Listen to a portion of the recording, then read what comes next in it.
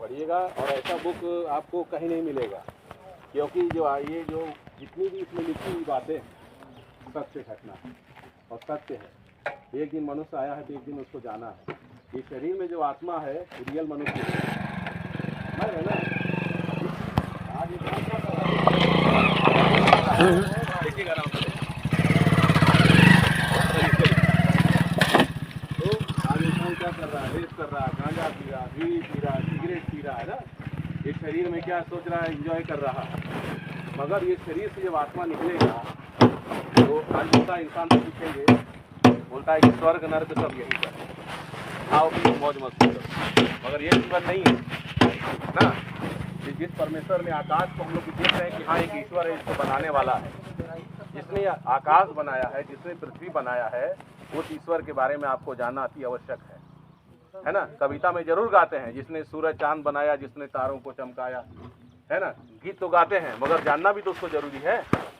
तो सत्य को आप जानेंगे, सत्य आपको स्वतंत्र करेगा, है ना। तो आप जानते होंगे आज से 2024 साल पहले ऐसे क्रॉस पे, लकड़ी के क्रॉस पे आप देखे होंगे, है ना, 3 किलो के बीच में लटका दिए गए। बहुत से लोग बोलते हैं कि कौन सा ये देवता है, कौन सा ऐसा भगवान है, इसने क्या अपराध किया था, इसको इस तरह का दंड मिला।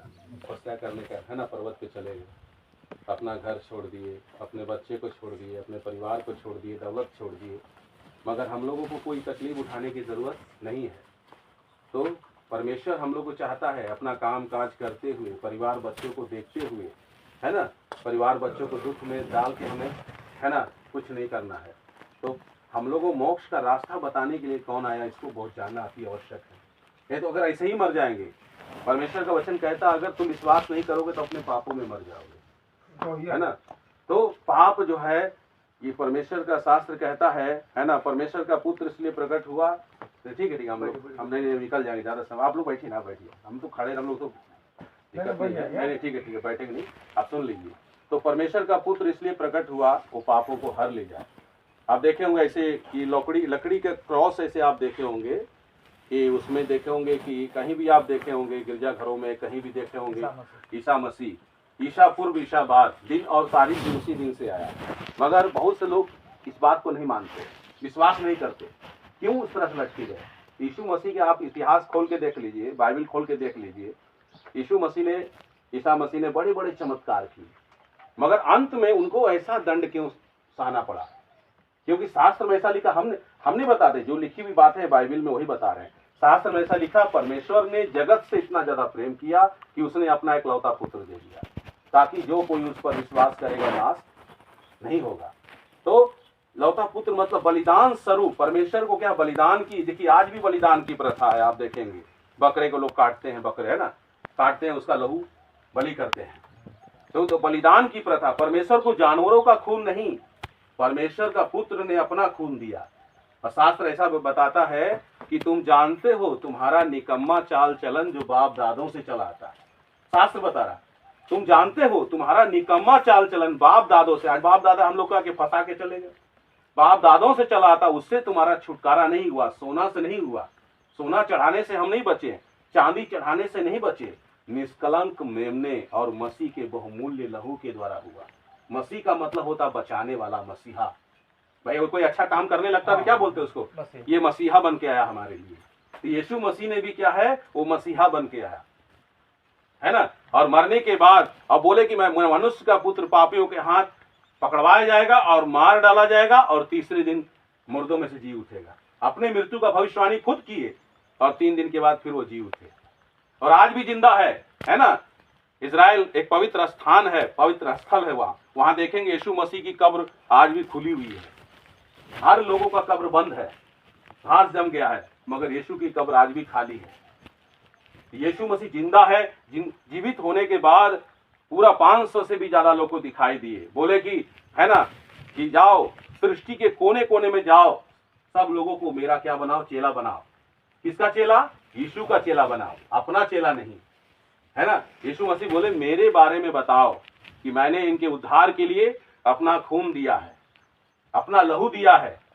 तो परमेश्वर को कोई भेंट की जरूरत नहीं है, उसने अपना भेंट दे दिया। बताइए, अपना लहू दे दिया। आज इंसान कोई 2 बोतल खून दे देता है, 1 बोतल खून दे देता है, तो क्या बोलता है, ये तो हमारे लिए भगवान बन गया, मेरा जान बचा लिया। हम लोग के शरीर में जो आत्मा है ये कैसे बचेगा? बाइबल बताती है सबने पाप किया है, सभी पापी हैं। बताइए, एक पापी को कैसे बचा सकता है? पाप से अज्ञात होना चाहिए।